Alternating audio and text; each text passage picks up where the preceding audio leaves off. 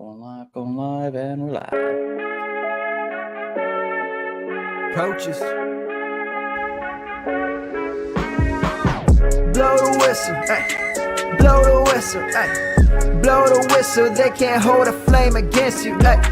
Blow the whistle, blow the whistle, ay. Blow the whistle, got the game, it ain't no issue, yeah. Blowing the whistle, I had enough with you, the championship, it is gone. Ain't listen to you, I can't give it to you, cause you don't know what I've been on. This is the Coaches Podcast. What is going on, everybody? Welcome back into the Fantasy Coaches. I'm your host, as always, guys, Coach Steve. We have another fun, fantastic episode for you guys today. Hopefully your Week 6 matchups are going well. Hopefully you're winning them. Hopefully you're going to be 5-1 or 6-0, whatever. Hopefully you are. But like I said, guys, fun episode today, guys. We got news, we got keeping cuts, and then we have some waiver wires to help you guys get ready for Week 7. The great bye-week bomb. I believe it's the Texans, the Titans, the Bengals, the Cowboys. There's two more teams, obviously. Well, I can't think of the top of my head right now. I'm pulling the schedule up. Pull the schedule up for me. There's 6 teams on bye this week. This is the first bye-mageddon or whatever they call it. This is in Week 13, I believe. And next week, Week 8, there's like no buys. It's like so stupid. But yeah, bye week hell coming up right now. Like I said, guys, fun episode today. A lot of things we're going to talk about. If you have any questions, any waiver wire moves you're thinking about making, throw them in the chat and we will answer them for you before the show is over. So while John's looking up that, I will run through the news for us. All right. A lot of things went on. Injury-wise, plagued a lot of people this weekend. Starting off with, Damian Harris, unfortunately, wasn't probably a big fantasy asset, but definitely a real scary neck injury. Hopefully he's doing okay.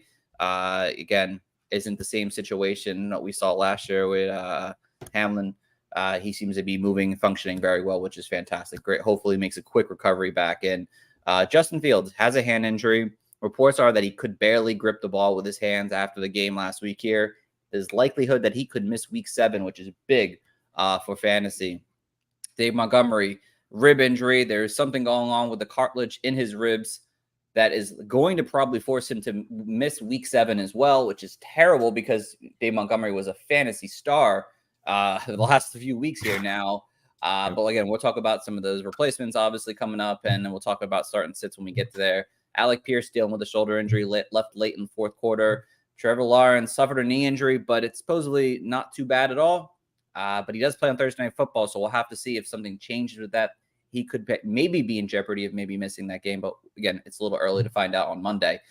Jimmy Garoppolo, back injury. Apparently, head coach Josh McDaniel said that he kind of got away with a bad injury. So he seems to be okay, but again, we still have no idea if that injury is coming in crazy here. Ronnie Rivers, he has an injury. He's likely out for the next 4 weeks, more than likely. His injury is a little bit more severe. I believe it's like a PCL injury that's going to keep him out for a while. Kerryon Williams, it's actually flip-flopped. It's actually Ronnie Rivers has the knee injury and Kerryon Williams has the ankle injury, but it already said that he is likely to miss Week 7, which is majorly big, but we would talk about some replacements for him. CMC has a oblique injury. We will find out shortly if he is going to miss any time. He is getting a MRI currently right now as we're podcasting on around 5:30 Eastern Standard Time. Deebo Samuel is day-to-day with a shoulder injury. Baker Mayfield has a hand injury, but his injury doesn't seem to be that severe. He's probably likely okay. Ryan Tannehill's injury is supposedly like his ankle injury of last year, which caused him to miss like half the season almost, or at least a good portion of it. So, yeah, there's a lot of injuries going on. John, is there anything you want to mention while we're here? Or No, crazy injuries. I think there's, again, we talk about this almost every Monday, but a lot of unknowns still on severity and length of these injuries, but I have a feeling a lot of these names are going to miss Week 7 and possibly beyond. Yeah, definitely a major blow. We do have a question in the chat here. Happy Monday. What's going on, man? Just picked up Jeff Wilson on waivers last week. What are your thoughts on him going forward? John, do you want to start with that? Sure. Yeah, I like Jeff Wilson. I think he's a great pickup, great speculative ad right now. Anyone in this Miami offense can produce. They all seem to be great. Raheem Mostert had another monster day. And Jeff Wilson is one injury away and maybe even not from getting significant snaps and playing time. Achan's out. So sure. I love any piece of this Dolphins offense right now. So I like Jeff Wilson as a bench ad. We'll talk about some others, but if Jeff Wilson's out there, absolutely worth it. Yeah, as a fantasy running back, he's likely not going to be the starter. Raheem Mostert will continue to hold that job. He's probably a RB2 replacement if you're really if you're desperate for an RB, you need a guy to fill in for a bye week here and there, or if you're injury ridden, he's like an upside play that you could kind of throw in your lineups. That's what I kind of see moving forward. As long as Devon Achane isn't back, then we'll have to reconsider what that is going to be looking like with Devon Achane there. But at least for the next 3 weeks, I believe Jeff Wilson will play in this next upcoming matchup here. He was pretty close to playing this week here. I expect him to be able to play in week 7, 8, and 9. And actually produce some fantasy numbers. Again, Raheem Mostert has injury history, so at any moment, Jeff Wilson looks like an RB1 in the offense. So that's the upside. That's what you should be looking forward with him moving forward, is that he has RB1 potential upside if something were to happen. And he's definitely a guy you want to hold on to, especially if you already picked him up, which is great. We'll kind of mention him a little bit today, obviously. But yeah, definitely a good hold with Jeff Wilson and see what goes with this Dolphins offense moving forward. Mm-hmm. All right, like I said, we went through the news and stuff. Now we'll get into some keeps and cuts here. We got about 8 players I wanted to go through today here and kind of talk about. And the first one, starting off, obviously this is one quarterback league. You wouldn't drop any super quarterbacks in super flex leagues, but is it one quarterback league? Are you kind of just done with Joe Burrow? Are you cutting him and looking off just the stream? Oh man, so this is a great question because he's coming up on his bye week. Injuries are all over the place. You probably are having trouble filling a roster at this point. I think you can drop Joe Burrow. I mean, I don't know. I mean, the problem is so many, like Justin Fields is now going to miss time. Anthony Richardson's out for the season. I mean, I don't know what you can really realistically grab on the waiver wire that even has upside at this point. But are you grabbing like a Sam Howell? If Sam Howell's out there, will you grab Sam Howell and start him over Joe Burrow? Over 20 I think if you have to be flexible with your roster, that might be something you have to do, because you might need to go pick up some, you know what I'm saying? Like, you can't carry this guy through a bye week if you're battling injuries all over the place. I get it. I get why you do that. It feels wrong, but I understand that, if you're 3-3 right now trying to get a win and you don't really have roster space, you just lost Montgomery, you just lost all these, you're like, all right, well, I need to pick up somebody. Yeah, Burrow is probably on the outside looking in, especially with a bye week coming up. Yeah, especially if you have Joe Burrow, you're more than likely you're probably like 1-4, 0-5, 0-6 now, 1-5, whatever it is going into week 7 here. If you're at this point, I think you need to make that move. See if you could try to trade him to like the first place team. But if you're, like I said, if you're in desperate need as a starting quarterback this week, I think it's okay, because I don't really think his injury is just going to heal in this season here. He's going to get a nice break, which is great, but that calf injury is going to continue to just not do well. The offensive line's not blocking well. They had a great matchup this week, and they just didn't take advantage of the situation here. So, like, 1 game over 17 fantasy points. Like, Sam Howell has 4 games over 20 fantasy points this year. I'd much rather have Sam Howell right now in redraft at this moment. John, Rachaad White, he's been having a lot of tough matches, but again, not really good with the game this past week here. I think he had like 5 fantasy points. Are you dropping him? Again, without going into detail about the guys we're going to talk about in a little bit, but if you kind of just like a guy like, I'd rather just let someone else take him on and maybe pick up one of the top waivers for running backs this week. So it's interesting. I'm in a league with a pretty short bench. We only have 4 bench spots, and Rachaad White is my running back on my bench, and I'm cutting him this week. So it tells you how much, I feel about him. But again, that's a very specific format. We have a very short bench and all this other stuff, but I don't feel the need really to hang on to Rachaad White anymore. There doesn't seem to be much in terms of upside. The offense clearly is moving through Godwin and Evans, and I don't know. It stinks, because I do think if he was in another situation, he'd be fine. He's a decent running back. It's just he's not getting nearly as much volume, or he's not nearly as explosive as we ever thought. Yeah, for me, it's the production that's really bothering me. He's seeing the volume. He's the only one getting the work in the offense here. But, with him, it's just like, whenever you're going to feel great to start him, and you're going to have to force yourself to start him most weeks here. Again, if there was somebody who we'll talk about, and again, some of the guys, maybe like some upside guys that we'll mention in a few here that might be on your waivers, I would consider dropping him.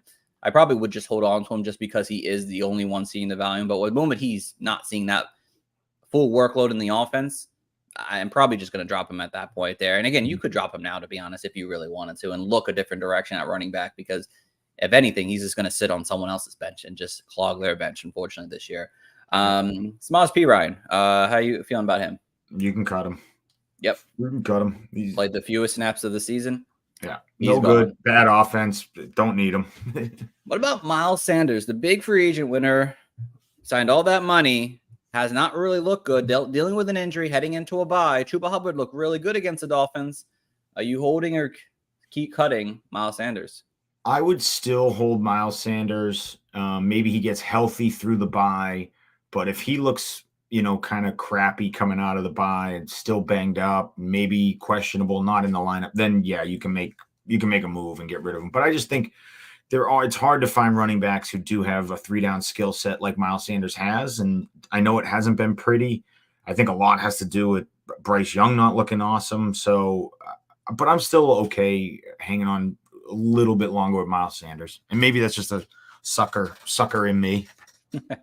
Yeah, no, I think I would. I'm going to hold on to Miles Sanders too here. I'm hoping that the injury during the bye week here kind of heals him up and gets him going, because he's got 3 decent matchups coming out of the bye: Houston, Indy, and Chicago, that he could thrive in. If he gets his starting job back, that's going to be a key factor, obviously. But as long as he is if he's not back on the field coming week 8, I'd rather hold on to him through the bye. He's a guy I'd rather hold on to him than Rashad White right now in terms of. Oh God, yeah, yes, yeah. Yes.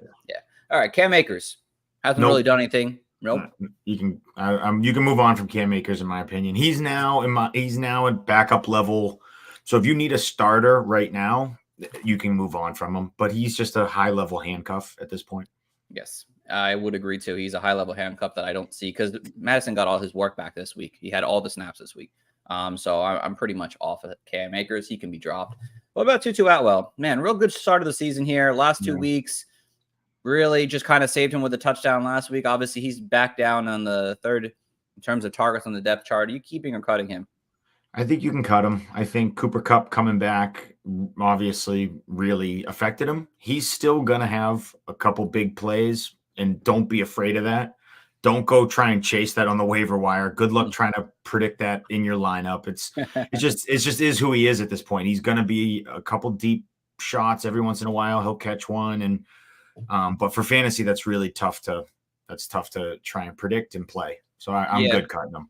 Yeah, I'm kind of on the same page. If you're looking for some wide receivers that we'll talk about in a few here, I would consider probably my top 5. I'd probably consider dropping Tutu Atwell, because unless someone gets hurt, which I don't really like holding on to wide receivers that you have to wait for an injury always for him to kind of get back into it. So I'm okay with that situation. What about Jerry Jeudy, man? He is had his numbers up here in a second. Give me 30 seconds and I will get you his numbers. They're not good numbers, I'll tell you that. Yeah, he's had barely one game over 10 fantasy points here and half-point PPR. The whole situation with him potentially being traded, this offense looking to maybe make a change after their bye. Are you keeping or cutting Jerry Jeudy? I think you have to keep him. If you want to trade him, that's fine, but I think you have to keep him just because there is some name value, and then the promise of getting traded is always there as well. But he just clearly, I think there's some disconnect with him and the Broncos. He just doesn't look interested, doesn't seem to care. It's crazy. It's like so much talent, and I think it's a Russell Wilson problem. Obviously, that whole Broncos organization is just broken right now. So I think if you want to get rid of Jerry Jeudy, if you're tired of this experience, that's fine, but you trade him away. You could get something for him. I don't know what, but you could get something. Yeah, I would be okay dropping Jerry Jeudy. He's got the Packers and the Chiefs the next 2 weeks, really tough matchups, then a bye week. He's got a good thing coming out of the bye, Buffalo, Minnesota, but the next 3 weeks are going to just be terrible unless he does get traded. You're banking out he gets traded and he's going to Indy. Was Indy really going to be that much of a better spot for him this year? I don't know, maybe. So I would be okay cutting him and letting someone else kind of take the upside that Jerry Jeudy has his name value shows, but doesn't show us this year. So I'd be okay with that, dropping him if I had to. What about David Njoku? We only got really one tight end on this list here. Who comes at that star? Yeah, okay. I agree. Yeah, I would look for one of the tight ends that we're going to talk about today. I would rather just cut him because he's been under 6 fantasy points in 4 or 5 games this year. Just There's really no upside. There's like his big playability just hasn't been there. I know he's had a situation where he kind of has an injury currently right now, but like in a general sense, just without Deshaun Watson on the field, it's just really hard to trust David Njoku for fantasy. So, all right. Yes, definitely. Really sad. Oh, I need to keep this up here. All right. So let's get over to our waiver wire talk tonight, guys. We got some quarterbacks, running backs, wide receivers, and tight ends for you. We'll start here at the top. No, last week. I forgot about last week. Last week. I got to talk about last week first. I apologize. All right. So last week we said Gardner Minshew, Baker Mayfield, Sam Howell. I think Sam Howell was the only one that really did that great for us in fantasy. But Minshew has the job for a while, and Baker, comes and goes as a streamer. For running backs, Tajay Spears. Okay game, not great, but he hopefully has long-term value. Chuba Hubbard was a big pickup, and he had a great game for us in fantasy. Deontay Foreman did okay. Kendra Miller kind of came back down a little bit. We kind of mentioned Jeff Wilson as more of a long-term approach. Tank Bigsby saw the most snaps of his NFL career so far, but not really much with them. And the Cardinals rookie, Mario Di Mercado. Definitely a major buzz for a lot of people, especially in Dynasty. If people were picking, I know people were paying like 80% of their fab just to get this guy. He only was the passing downs back. Keontae Ingram was the mains down. And Damian Williams. Don't forget Damian Williams. Josh Downs, decent game. He had a touchdown. Quentin Johnson, we'll find out tonight. Curtis Samuel had a great game. Michael Wilson got over 50 yards. Jameson Williams got a touchdown this week. Rishi Rice did pretty decent. Tight ends, Logan Thomas. He didn't have the best week, but I still believe in him. Luke Musgrave was on a bye, and Tyler Conklin, not as great as I thought. That was my pick. But now you pick him up now, though. Now you pick him up. Yeah, now and he's got a fantastic matchup in week 7. He plays the Broncos, who are like one of the worst teams against tight ends. So you picked them up in advance. Did pretty okay. Yeah, if you listen to me a week early, you're good. Exactly. So all right, so let's get into the actual waiver talk here. Quarterbacks here. If Jordan Love's out there, he's got the Broncos this week.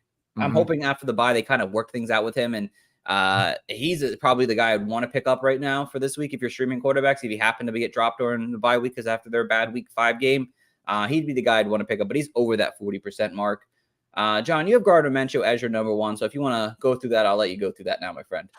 Yeah, so Gardner Minshew is one to me. I think at this point we can all now assume he has the job for the rest of the season. There's talks of Anthony Richardson going under the knife, all this other stuff. So that question mark is now out of everybody's mind. It's Gardner Minshew. And I think that he didn't look great, and it's not going to be fun for fantasy because he doesn't add anything to the ground like he got with Anthony Richardson, but he has weapons. I think Josh Downs is turning into a good possession wide receiver. Pittman obviously is a great all-around wide receiver. We got to get Jonathan Taylor back in the mix. Things going there. It's Zach Moss looks unstoppable for some crazy reason. So, I mean, there's an offense here around him, and we've seen Gardner Minshew be successful in the past. And I just think that it's rare that you find someone of his talent, because I do think Gardner Minshew is probably one of the more talented backups in the league, just out now on the waiver for the whole season. And he's probably got the job for the whole season. So I think Gardner Minshew is a great pickup. Yeah, Anthony Richardson could be out for the rest of the season there. He's really strongly considering it. So we have a question in the chat from OD. Joshua Palmer or Quentin Johnston tonight? Oh, man. In my opinion, it's a coin flip. I think they're both good, but I'll take the rookie coming out of the bye week to have a big game. But it's shake. It could go either way. It's legit a coin flip. Yeah, Palmer's coming off a quad injury right now that made him questionable for this game. I think I would go with Quentin Johnston too. Honestly, I think he presents more upside for you. So in the offense. All right. So my number 1 is Sam Howell. Sam Howell is almost to that 40% mark, but he's still my number 1 pickup. He is just dominating fantasy football right now. Not dominating, but he's having a great season so far. I mean, over 20 fantasy points in 4 of the last 5 games now. It seems to be clicking with the touchdowns with him. He's throwing big yardage from time to time here. He's coming to the Giants. He's got the Eagles and the Patriots and Seattle over the next, and then the Giants again over the next month. He's going to have some good fantasy for you. And if you need a quarterback for the next month that you don't have to worry about too much, I think Sam Howell can do that for you. So, Absolutely. All right. Yeah. John, you have Desmond Ridder, your boy, Desmond Ridder. Talk about Desmond Ridder. Why is he a pickup for fantasy? It seems like the past 2 weeks he's kind of turned a corner. He's played a little bit better. He's looking downfield, he's actually targeting his weapons. Drake London and Kyle Pitts both got involved. Kyle Pitts finally got in the end zone. So, I guess my theory for Desmond Ridder is still there. It just was hard to see for the first couple of weeks. Is there's talent around him. There's so much talent around him.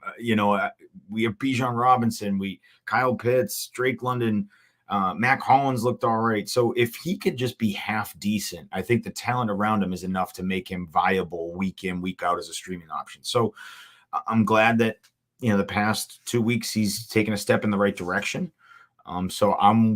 It's worthy of a pickup at this point, considering if you're banged up at, maybe you lost Anthony Richardson and Justin Fields, maybe Trevor Lawrence could be out for you. You need somebody. And I think Desmond Ridder is, again, there is a low floor, but the talent around him makes him have somewhat of a ceiling. Yeah, no, definitely. And being at home definitely helps his game overall, it seems like this year. But yeah, back-to-back decent outings. He's got great matchups, but half of them are on the road. So we'll see how he handles that. My second quarterback to pick up is Derek Carr. Derek Carr looks like he's starting to heal from this injury that he had dealt with here. Threw for over 300 yards since week 1. Still only 1 touchdown, which kind of sucks. But he got back up to 18 fantasy points, which isn't great, but isn't bad either for us in fantasy. He's got some decent matchups for the next month here. Jacksonville is kind of tough, but not really. Indy, Chicago, Minnesota, that I buy. So he's got some good play coming over the next month here. And I'm looking to get Derek Carr on my team now. And if I'm looking to stream quarterbacks for the next month, he's a guy I think I'm pretty much okay with, to have in my lineup this week. So, and for the next month. Some other options. Well, we already said Desmond Ridder. If we have to take him off. Joshua Dobbs kind of can be okay. He's got some decent matchups. Tyrod Taylor's got a good matchup this week here against the Commanders. If he plays, it's more of like a streaming option, 1 week kind of thing. And then, of course, just keep your eye on super flex leagues. Obviously, you don't want to probably pick these guys up and play them, but you might need to Tyson Baggett, the Bears backup quarterback. Yep. He's going to be playing in week 7. So he's a guy that you could pick up and maybe play. We'll see. We'll see if Trevor Lawrence plays this week here. Ryan Tannehill and Malik Willis with that rushing potential floor that he could offer. Those kind of guys for Superflex leagues probably are worth picking up right now if you're shorthanded or dealing with injuries.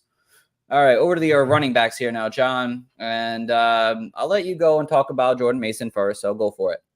So Jordan Mason, this is obviously going to be the big obvious pickup. CMC looks to be probably missing a couple weeks. It's a rib injury, undisclosed. But even if it's a broken rib, you're talking at least 2-3 weeks. And you're going to get probably 70% of the work on one of the best rushing offenses in the league. So Jordan Mason's, we've seen him take, big plays to the house. He's a good athlete. And you're going to be in a great run scheme with Kyle Shanahan. So there's also the talk of Debo potentially missing time. So you could rely even heavily on, specific kind of players. Every time we kind of pare down the 49ers offense, these other players tend to do much better. So I like Jordan Mason. I think he's a kind of a solid pickup, should be kind of number 1 on everybody's radar. Yeah, no, I completely agree. He should be the number 1 pickup because you know what? The way the 49ers are probably going to see this is whether or not how bad their injury is. They're going to want CMC for the playoffs. They don't want CMC now. Right. And Jordan Mason showed that he can handle the work. Even Elijah Mitchell, you could probably squeeze him in there in terms of picking up. Again, Jordan Mason, I think, will get the first shot, now, the base over the last few weeks we've seen. And we know Mitchell's injury history. So, yeah, definitely strong pickups. My number 1 pickup, though, was Craig Reynolds this week here. I could probably switch to Jordan Mason, to be honest, too. But we already know that Dave Montgomery is going to be out probably pretty much for week 7. And to be honest, Jahmyr Gibbs, he's hurt too. And he didn't really practice this week. And, there's a chance that he doesn't play in week 7. So it could be a Craig Reynolds backfield and one of the best offensive lines in football right now. And if you're looking for a 1 week guy, maybe 2 weeks kind of guy, Craig Reynolds can get you some work here. He's got the Ravens and Raiders the next 2 weeks. Not terrible matchups for him. But again, this offensive line is fantastic, and they've been able to have people run behind that. So that's why he's my number 1 pickup this week in fantasy. So I like it. He's on there as my number 2. So I think kind of same thing. Tomato. Who do you like? Bears, 49ers, the similar situations. They're both good replacement level running backs. Yep. Absolutely, yeah. You got Tajay Spears, John, at your number 3 spot if you want to go through that. Yep. Similar conversation like we had last week. At this point now in the season, you are looking for these high-end handcuffs. You know, Jordan Mason wasn't on this list last week. You don't know when injuries are going to happen. It just happens. And so Tajay Spears has shown enough to me that he's worthy of a bench spot. If you're in an absolute bind, you could put him in there. He's getting some work. And God forbid anything happens to Derrick Henry, he looks explosive and looks to be a solid running back, and they can't throw the ball at all through the air. So it might be more Tajay Spears going forward anyway. So I think he's a solid pickup, been a solid pickup for the past couple of weeks, and I'm just going to keep letting everybody know. Yes, please pick him up and start him in week 7. Please do that. He's on a bye. Don't do that. Don't do that. But he's a major pickup. He should be picked up, absolutely. My number 3 is Zach Evans, the rookie running back from the Los Angeles Rams. We already know that Kerryon Williams is going to be out. Ronnie Rivers is going to be out. It's really going to come down to him having a major opportunity in this offense here that we've seen running backs thrive in. And again, he hasn't really played much this season, so I would expect him to kind of work in with Royce Freeman. So I wouldn't expect this man, like, people don't break the bank for this guy, but put some decent money out there if you're in a fab league. I think you could use your waiver wire priority on him this week here. The Rams, I believe they play, where are my stats at? There we go. Rams play Pittsburgh, decent matchup for running backs. So, you know, Zach Evans has himself a real shot. And again, it could be a multi-week thing. I don't think it's season long, but if he does well enough, maybe it could be season long. And Kerryon Williams kind of just goes bye-bye, but probably not. Williams probably going to miss 1 week and likely be back the following week here. But Zach Evans is a major play for the year, especially with 6 running backs on bye and tons of injuries at the running back position. He's a guy you could probably plug in and get you at least 10 fantasy points in week 7. So, John, you got Kareem Hunt. Why don't you talk about Kareem Hunt?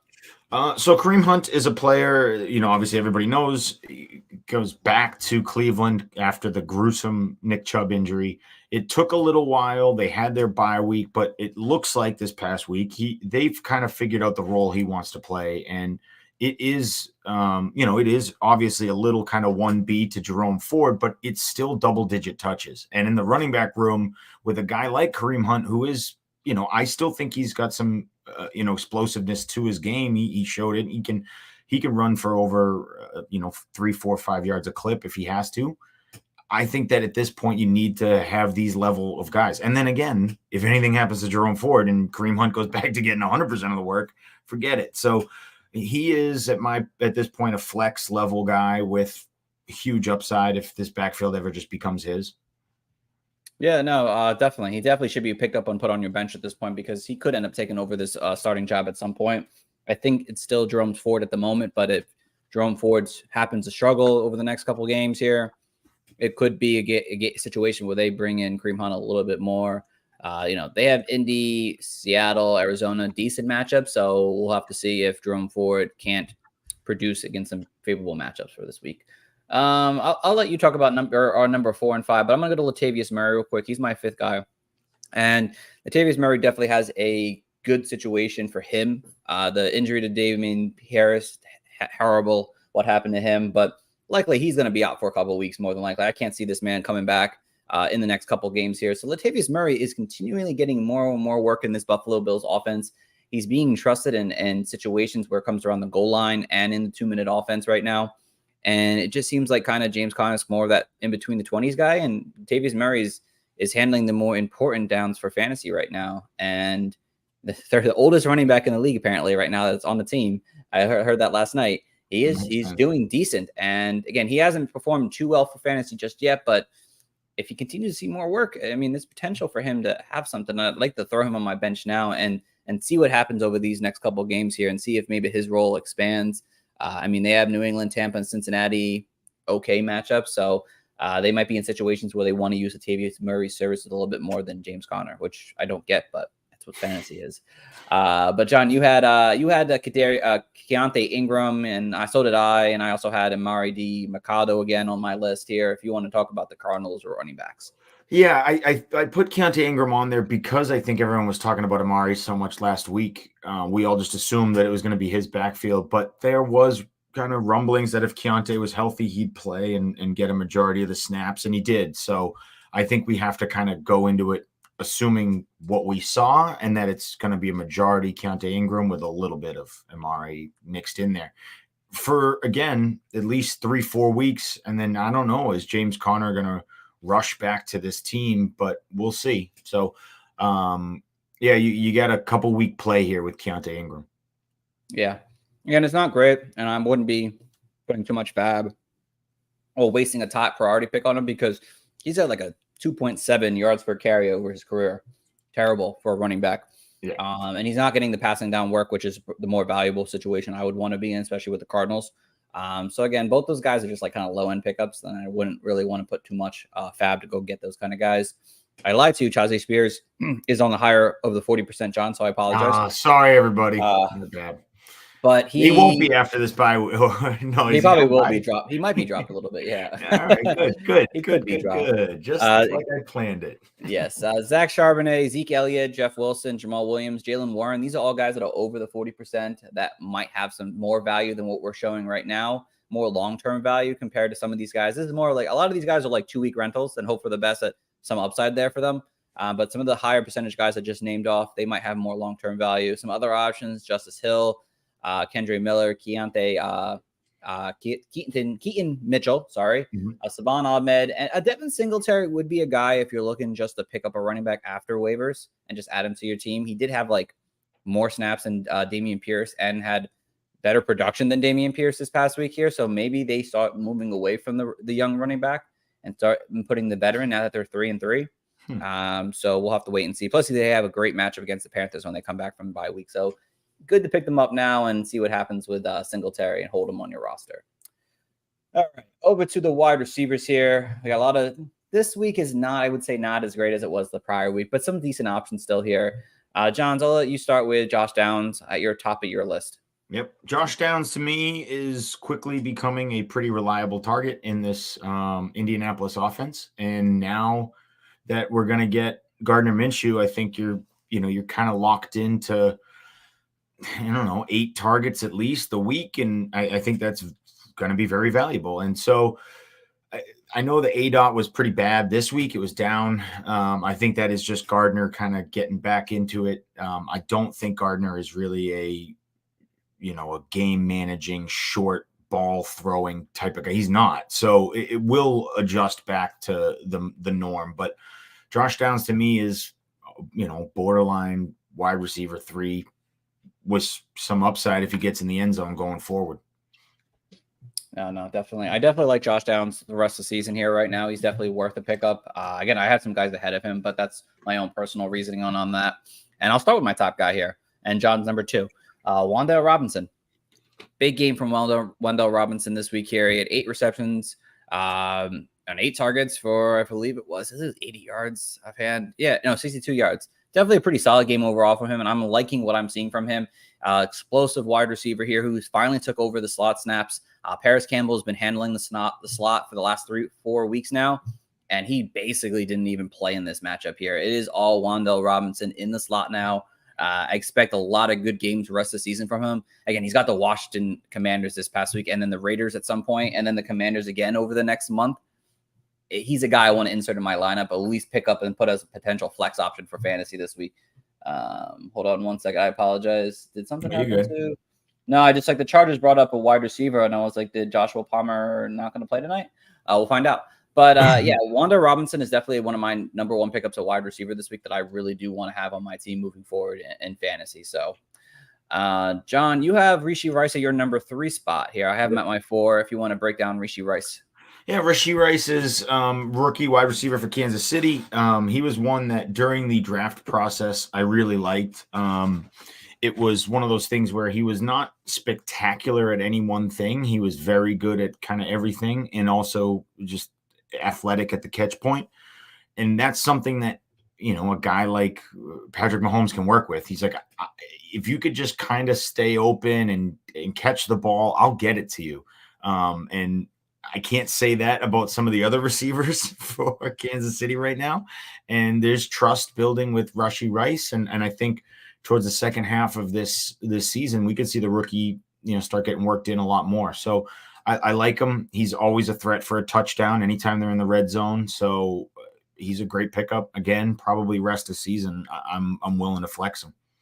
Yeah, no, I like his usage. He the last couple of weeks he was running like very few minimal routes, but now he's on par with Sky Moore, running about 23 routes in the game.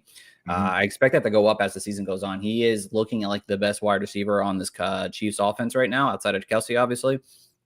His time is going to come at some point soon. Well, hey Kyle, what's going on, Kyle, buddy? what's up?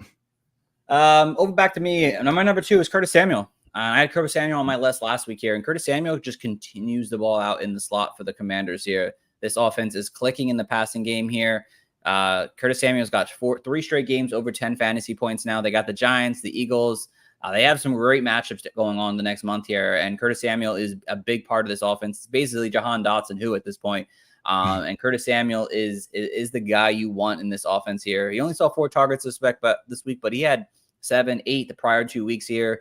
I expect there to be more passing for this Commanders offense here, and Curtis Samuel is going to continue to be a good, reliable flex option for us in fantasy. So he should definitely be off waivers at this point moving forward. John, you have your last guy here. Rashid Rice. Rashid. Thank you. As your number 4 guy, do you want to talk about that?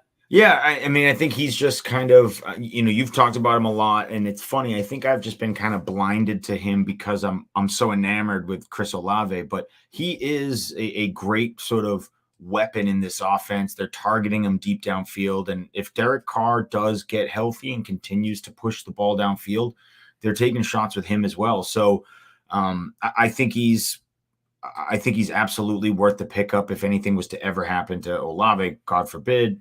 Great, but he's also starting to build that deep threat sort of reputation in this offense in general. So, I think he's a good player and good for a deep play at least once or twice a game. Yes, I agree with that wholeheartedly. It's all about the health of Derek Carr. That's what it really is. He was someone I really liked week 1. I was like, oh yeah, this is exactly what I expect him to do. Big, deep threat kind of approach. And then Carr gets hurt. So hopefully Carr is coming around and Rashid is starting to get his groove back going. So I can't wait for that. My number 5 is Quentin Johnston. He's still under the 40% mark after bye weeks, and even going into this waiver wire week, people just didn't want to pick him up. I guess the week 4 matchup just kind of turned people off, but I'm pulling back for him again. And if you could pick him up right now, if you're listening to this prior to the game, I would definitely do so and put him on your bench, because if he goes off, he might go up and jump the number 1 waiver wire pickups for everybody if he has a big game tonight against the Cowboys. So he's sitting here at my number 5. I think there's tremendous upside rest of the season. We saw what happened with Jackson Smith and Jigba slightly, where he got more work this week and saw more production for the first time in his career. This could happen with Quentin Johnson tonight. So he's my number 5 guy. But again, there's some downside because of the way this offense runs. So, but I'm excited to see what he's able to do. And then, John, you got Michael Wilson at your number 5. If you want to go through that. Yep. Just another kind of classic, just steady guy. He looks to be building himself in this offense. As a rookie, we always, we like to think like, oh, they get it right away, but some of them don't. It takes a few weeks, but he's starting to really come into his own. And you also have this magic chance that you get Kyler Murray back at some point. So let's not forget that. I think both Michael Wilson and Hollywood Brown have looked good with Josh Dobbs behind center. So if all of a sudden 2-3 weeks from now you get Kyler Murray back and this offense kind of clicks to a different level, it looks even better. But Michael Wilson is clearly the number 2 in this offense that has to play catch up a lot and throws a lot in the second half. I know. I like that. I definitely agree with you. I'm hoping there's some more big plays, especially even if Kyle Murray comes back. We got a question in the chat from Only Greens. What are you thinking? I have Travis Etienne, Kerryon Williams, got AJ Brown, CeeDee Lamb. Should I trade Bijan, Kyle Pitts, Nico Collins for Hawkinson, Gibbs, and Garrett Wilson? I would. Yeah, I probably would. It looks like Jahmyr Gibbs is probably on his way back. It sucks because Bijan is such a good piece to lose, but I'm okay with moving on from Pitts and Nico. Yeah, I would do it. I would do it because you're now dealing with this Kyron Williams injury. Gibbs has got a couple weeks where he could, if he's healthy, Gibbs could have a couple weeks where he really asserts himself. And then Hawkinson is obviously a locked and loaded top 3 tight end. So, yeah. So I would probably hold still. I personally wouldn't make this trade. And most of my reasoning is because Bijan right now, I think that everyone might be panicking slightly, and not you or anything like that, but people in general. But the fact that, not a great game, he's splitting time with Tyler Algier constantly. I still do believe there's still big games in his horizons here where Jahmyr Gibbs, I just don't know if they're ever going to give him that big workload. Like, he got an opportunity to do that when Dave Montgomery was out, and he had 17 carries, which was great. I think it was like 17 carries. But he had no receptions. And then he goes back to just being a reception guy. I'd rather have Bijan Robinson because I think that's somebody I can trust long-term. I don't know if I can trust Jahmyr Gibbs this season long-term. Again, I think with Garrett Wilson and Nico Collins is going to come up and down with good games, bad games. I know Garrett Wilson has been the only consistent option there for the Jets. But again, it's still Zach Wilson. I don't trust him fully. And what I would rather do is find a way to trade Pitts and look in that direction for an upgrade and bring in Nico and go somewhere that way you can keep Bijan if I could. That's what I would consider doing because I would want to sell Kyle Pitts high, but I don't personally want to make this trade because I'd rather keep Bijan Robinson this season still. That's how I feel about it. Unless it's was a dynasty, maybe I think I might like the other half better. But if we redraft the season this year, rest of the season, I think I'd rather have the Bijan, Pitts, Nico Collins side. But Griff, definitely a great question. Only Green, great question. Some higher percentage guys for wide receivers, Jamison Williams, Jackson Smith, and Jigba, they might still be out there. You might be willing to pick them up. Some other regular options that you could pick up, Kendrick Bourne, great game, but again, don't expect that every week. Josh Reynolds, Marvin Mims, hopefully finds a bigger role. Jaden Reed off the bye, willing to pick him up and see if maybe he get some more work in the offense. So there's some decent options at wide receiver. Again, no elite probably players, but good number 2s, 3s. The Marvin Mims one to me is so crazy. It's every time he gets the ball, he does something amazing. It's like, but just they don't give him the ball. It's crazy. It's crazy. Maybe when Jerry Jeudy gets traded. Yeah, I mean, maybe. I mean, then they have to. Then they have to throw it to him. Yeah, maybe. Maybe they'll find a way not to. Yeah, they might. All right. So over the tight ends. Again, a couple tight ends we got here. John, I'll let you talk about Michael Mayer as your number one. Michael Mayer, I know a lot of people might not know, he is the rookie tight end for Las Vegas. Super athletic guy. I liked him up there with the Dalton Kincaids of the world when it came to tight end prospects. Took him a little while to really get going, but 2 weeks in a row now where he looks, just as much the part as any other tight end. So I think you can take a stab at him. I think he's starting to really come into his own, and he's a good prospect in an offense that needs playmakers. Yeah, no, I like that. Again, I won't go crazy for Michael Mayer. It is only the first game that he actually got a chance to see more offensive snaps. Jimmy G might not be playing this matchup. It might be Brian Hoyer or Aiden O'Connell. So I would maybe pump the brakes slightly on him, but he is my number one still. I like to see he finally got the usage. Maybe the training wheels came off him, and maybe he does have a big upside play. But again, I'm excited, but I'm not going to go all in on him. But I am excited about his potential moving forward. That's kind of what I got to say about Mayer. Luke Musgrave, good streaming tight end this week here. They play the Broncos. Broncos are one of the worst teams against tight ends. We'll see if maybe he doesn't get benched again. He got benched a little bit last week here.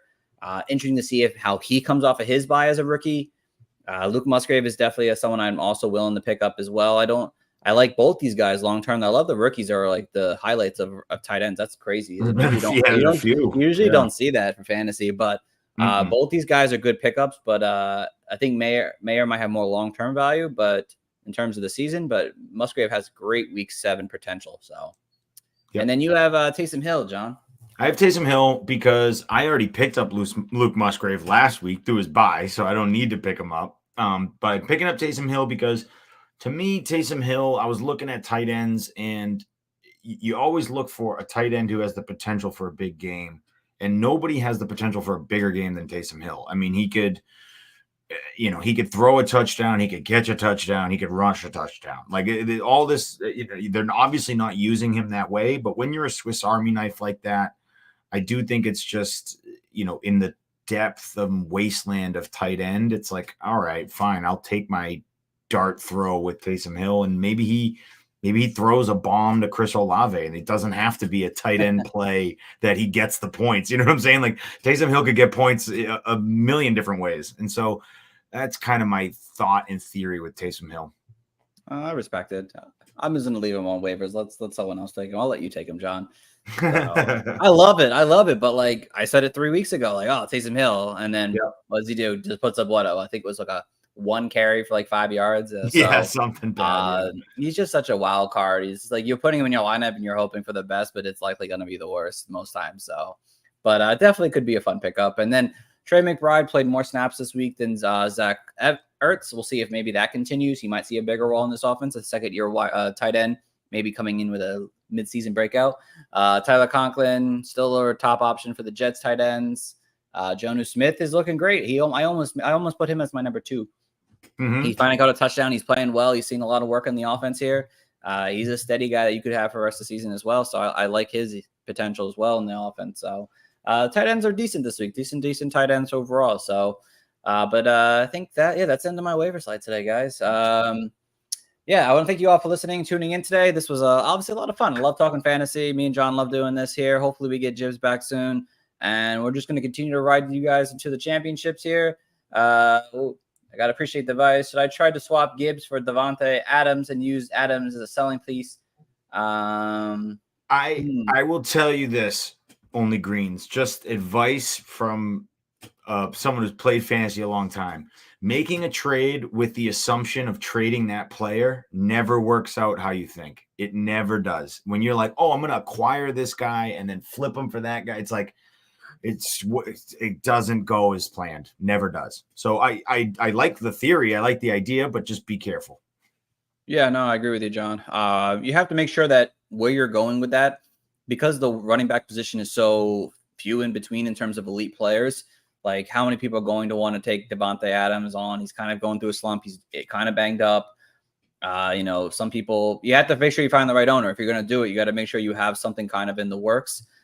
Set up, maybe talk to some people right before you make that trade if you plan on doing it. But like John's right, it might not work in your favor to get a better running back personally.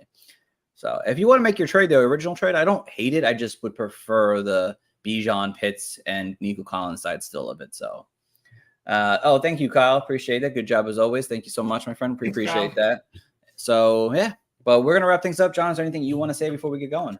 Nope. I got nothing for you guys. Hopefully Quentin Johnston has a big game. My dynasty team would love that. My FTLS team is just looking for a sliver of any hope right now. So let's go Quentin Johnston. Let's go Quentin Johnston. Yes, absolutely. And of course, guys, thank you all for listening, whether you're listening live on our YouTube channel at the Fantasy Coaches, whether you're answering questions in the chat. We love that. We love answering your guys' questions. Or if you're listening afterwards, whether on Spotify, Apple Podcasts, wherever you guys listen to your podcast, we greatly appreciate it, guys. We're here to help you guys win championships. And people telling me they're 6-0 with me, and I appreciate the advice. They appreciate the advice I'm giving them, and I'm going to continue to help you guys. John is too, and we're going to get you guys back to championship form week in and week out. Where on Mondays we talk waivers at 5:30, and on Thursdays we talk starts and sits on 5:30. So thank you guys for listening. Tune in until next time, guys, and have a good one. Back to back is not far-fetched. We got a couple of Clark hands.